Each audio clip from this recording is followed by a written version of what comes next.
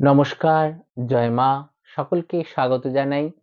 আজকের এই অনুষ্ঠানে আমরা উপস্থিত হয়েছি উম যেমন অনেকেই আ গুরুকরণ, গুরু নিয়ে অনেকের মধ্যে আ অনেক প্রশ্ন রয়েছে। আমরা কেন গুরু করব? গুরু করব কি কারণে? গুরুকরণ করলে আমাদের কি উপকার হবে এবং আমাদের কি লাভ আছে? অনেকেই বলে যে পিতা-মাতা তো রয়েছেনই, আবার আমাদের গুরু আমাদের জীবনে কিসের প্রয়োজন? সেইরকমই সেই বিষয়েরই কিছু আ প্রশ্নের উত্তর দেব আজকের এই ভিডিওতে। দেখুন, আ অনেকেই আপনারা তন্ত্রশাস্ত্রে কেন মানে আপনারা আধ্যাত্মিক জীবনে আসতে চাইছেন। এই আধ্যাত্মিক জীবনে আসতে গেলে কিন্তু গুরুর প্রয়োজন আছে। যেমন শিক্ষা জীবনে আপনাদের যখন ১ম জীবনে শিক্ষা আরম্ভ হয়, শিক্ষা জীবনে আসেন, তখন যেমন আ একজন টিচারের প্রয়োজন হয়, তদ্রূপ সাধন জীবনে আসতে গেলেও কিন্তু আপনাদের গুরুর প্রয়োজন অবশ্যই আছে। দেখবেন যখন অ, আ, ক, খ আপনারা শেখেন, আপনাকে ১ম এ বাড়িতে বাবা-মা শেখান, তারপরে কিন্তু টিচার রেখে দেন। সেই টিচার এসে কিন্তু এবার আপনাকে নিয়ে যান। আপনার শিক্ষা জীবনে আস্তে করে ধীরে কিন্তু প্রবেশ করিয়ে কিন্তু উচ্চ শিক্ষায় নিয়ে যায়। কিন্তু এই শিক্ষা জীবনে পুরোটাই কিন্তু দেখবেন একজনের হাত ধরে কিন্তু আপনি এগোচ্ছেন। একের পর এক টিচার আসছেন। সেরকম যেমন আ আ আমাদের সাধারণ জীবনেও কিন্তু এই একই রকম টিচার আছেন। তিনি কি? তিনি হচ্ছেন গুরু। আগে পুরাকালে কি হতো? গুরুগৃহে কিন্তু দীক্ষা এবং শিক্ষা দুটোই একসঙ্গে হতো। শ্রীকৃষ্ণ কিন্তু বলেছেন যে, "আমি আচার্য, আমিই গুরু।" অর্থাৎ আ গুরুর মধ্যে আমাদের ৩ টে গুরু রয়েছেন। আদ্য গুরু হচ্ছে জন্মদাতা পিতামাতা। তারপরে হচ্ছে আমাদের যিনি সাবিত্রী মন্ত্র দেন তিনি, তারপর হচ্ছেন গুরু। যিনি জ্ঞান ও দীক্ষা দুটোই দেন। তিনি হচ্ছেন গুরু। তাহলে আমাদের এই গুরুকরণ সাধন জীবনে যারা প্রবেশ করছি তাদের অবশ্যই গুরুকরণ লাগবে। আপনারা আ আমাদের অনেক রকম সম্প্রদায় রয়েছে। সেই সম্প্রদায়ের যেই সম্প্রদায়ভুক্ত হন না কেন আপনি আ সে আপনি শাক্ত হন, বৈষ্ণব হন এবং আপনি শৈব হন, গাণপত্য হন, যেই সম্প্রদায়ের মধ্যে আপনি থাকুন না কেন আপনাকে গুরুকরণ অবশ্যই করতে হবে। কারণ গুরুকরণ করলে তবেই কিন্তু আপনার সাথে ভগবানের যোগাযোগটা কিন্তু ভালোভাবে হবে। গুরুই কিন্তু মাধ্যম।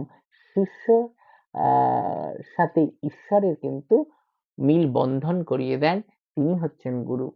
এবং গুরুর এমন হবে যে শিষ্য এক পা যদি এগোয় গুরু জানতে পারবে। আবার শিষ্যকেও তেমন হতে হবে। গুরু যদি একটা পলক তাকায় শিষ্য জানতে পারবে আমার গুরু এক পলক তাকিয়েছে। এমন টান হতে হবে গুরু শিষ্যের মধ্যে। এই যে আমরা দীক্ষা নেব, দীক্ষাটা কি? দীক্ষা কথার অর্থ কি? দীক্ষা কথার অর্থ হচ্ছে আ কোনো কিছুর সংকল্প নেয়া। কোনো ব্রতী হওয়ার আগে যে সংকল্প লাগে সেই সংকল্পই হচ্ছে দীক্ষা। আপনার যখন সাধন জীবনে ১ম পদার্পণ সেটাই হচ্ছে দীক্ষা। এই যে মন্ত্র গুরু কানে দেন সেটা কিন্তু শুধু মন্ত্র এবং অক্ষর নয়। শাস্ত্রেও বলছে গুরুকে মনুষ্য জ্ঞান করতে বারণ করছে এবং আ মন্ত্রকে অক্ষর জ্ঞান করতে বারণ করছে এবং মু আ দেব প্রতিমূর্তিকে শিলা এবং মাটি ভাবতে বারণ করছেন। নিষিদ্ধ। এগুলো মনে করবেন না। অন্তর থেকে, আকুলতা থেকে, বিশ্বাস থেকে কিন্তু তাদের আপনাকে ভক্তি করতে হবে। গুরু ব্রহ্মা, গুরুর বিষ্ণু, গুরুদেব মহেশ্বর, গুরু সাক্ষাৎ পরম ব্রহ্ম, তস্মাই শ্রী গুরবে নমঃ।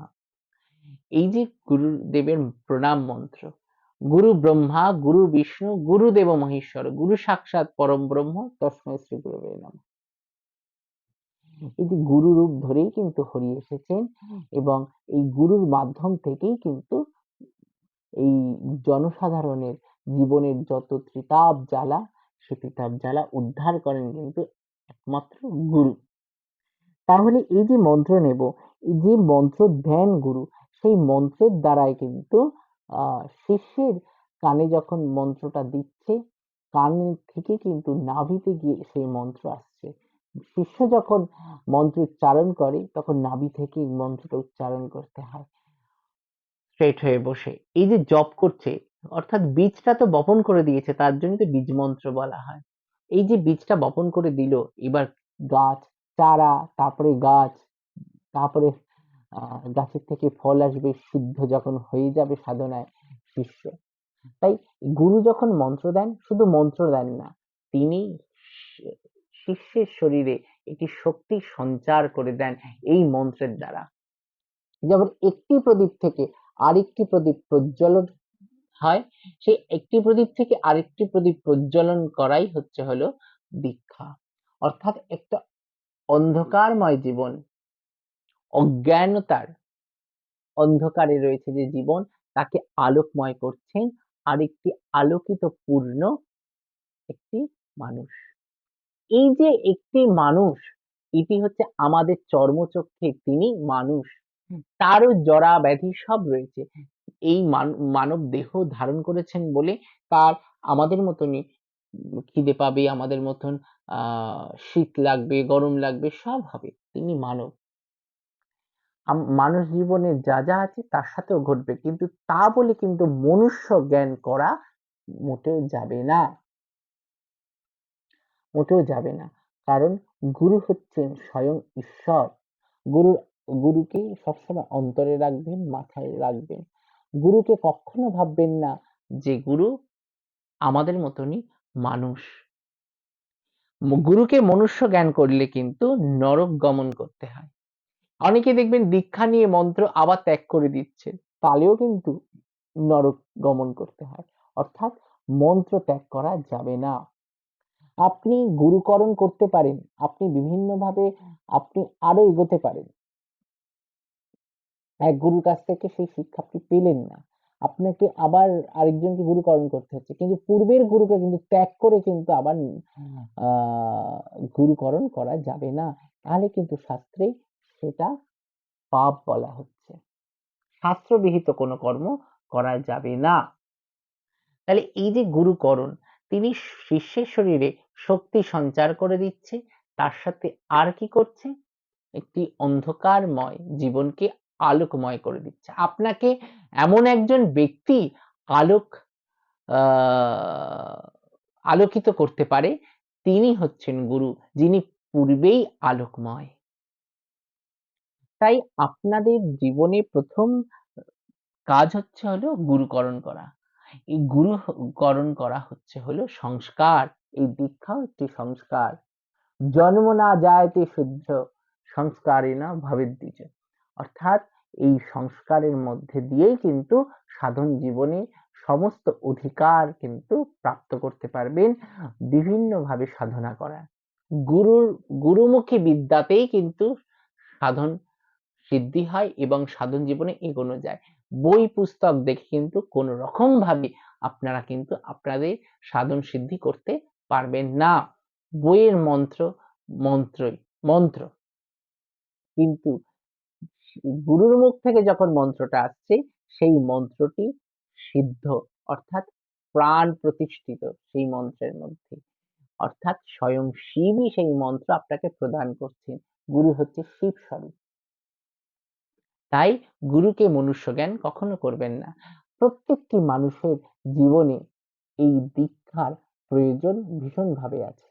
যারা তন্ত্র সাধনায় অনেকে নতুনভাবে আসতে চাইছেন, যে আমাদের জীবন তন্ত্র শাস্ত্রকে মেনে এবং তন্ত্র সাধনার মাধ্যমে আমরা সামনের জীবনটাকে অতিবাহিত করব এবং তন্ত্র সাধনা করব। কিন্তু তন্ত্র সাধনার আগে কিন্তু বলা হচ্ছে বিভিন্নভাবে কালী, তারা, ভৈরবী, ছিন্নমস্তা, এই যে দশমহাবিদ্যার যে আরাধনা, এই আরাধনা করতে গেলে কিন্তু সবার আগে গুরুকরণ করতে হবে। গুরু প্রদত্ত মন্ত্র জপ করে, পুরস্চরণ করে সিদ্ধ করতে হবে। সিদ্ধ করে তারপরেই কিন্তু আপনি দশমহাবিদ্যা পূজা অধিকারী হতে পারবেন। তারপরে আস্তে আস্তে গুরু কৃপায় সিদ্ধি লাভ হলো আপনার। তার সাধন জীবনে অনেকটা এগোতে হবে সিদ্ধি লাভ করতে গেলে। তাই সবার আগে আপনাদের একটাই কথা, যে গুরুকরণ। আর গুরু লক্ষণও কিন্তু আছে। যে গুরু সদাচারী, পবিত্র, শুদ্ধ দেহ এবং গৃহস্থ এবং তার সাথে হচ্ছে হলো আহ, মানে যিনি খাবার মানে খাবারের সময়ও যদি অতিবাহিত হয়ে যায় তবেও তিনি একদম স্থির এক জায়গায় কাতর হবেন না, তিনি হচ্ছেন গুরু। এবং আহ, সম্মানে অপমানে যিনি স্থির, যিনি কোনোভাবে বিষাদ শূন্য হন না, সম্মানে উচ্ছ্বাসিত হন না, আবার অপমানে কিন্তু আহ, মন খারাপও করেন না, কষ্টও পান না, রাগও করেন না কারোর ওপরে, এবং খুব বিনয়ী, তিনি হচ্ছেন গুরু। এবং ভণ্ড বেশধারী নন, গৃহস্থ, তিনি হচ্ছেন গুরু। শিষ্যের সাথে গুরুর সম্পর্ক হচ্ছে আত্মিক। এই আত্মিক সম্পর্কটা যদি আপনার সাথে আপনার গুরুদেবের হয়ে যায়, তাহলেই জানবেন আপনার সাধন জীবনে এবং আপনার জীবনে যে লক্ষ্য সেটি পূরণ হবে।